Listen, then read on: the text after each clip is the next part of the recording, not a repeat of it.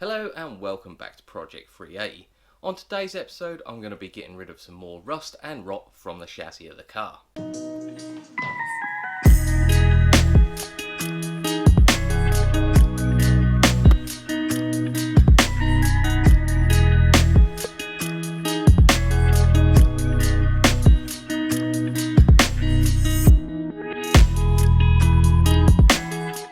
So if you've got an MX5, you've either got this problem, gonna have this problem, or you've already sorted this problem.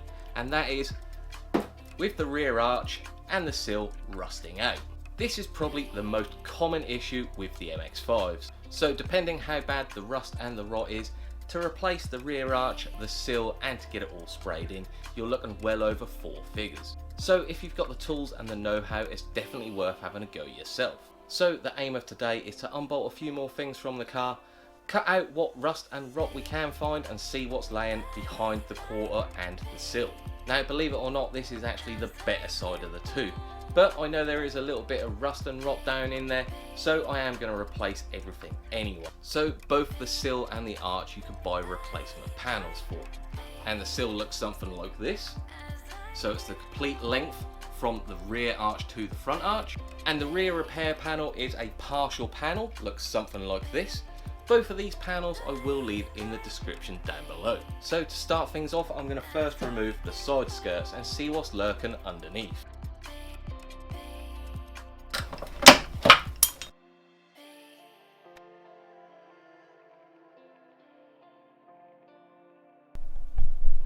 Well, it's definitely a little bit worse than I thought. It has blown out there at the front of the rear arch, and there's actually quite a big hole there. But the rest of the sill doesn't look too bad. So now just to remove a few last little things like the door closure button, the door bushing and the door latch. And as you can see, I've left the door bar in. Hopefully that will give the car a little bit more strength and nothing will move about too much.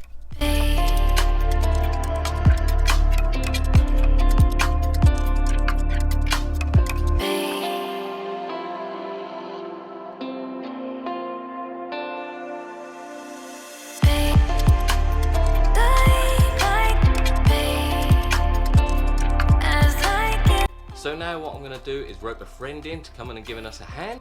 I'm going to get him to hold the new quarter panel over the top of the old one. We're going to mark out where it goes and to make a nice line to follow when I'm cutting the old arch out. The same goes for inside the arch itself. Where the arch is folded in and it meets the inner arch, it's all spot welded along there as well. And once that's cut and drilled and out of the way, we can then work on the sill, as the rear arch actually goes over the sill.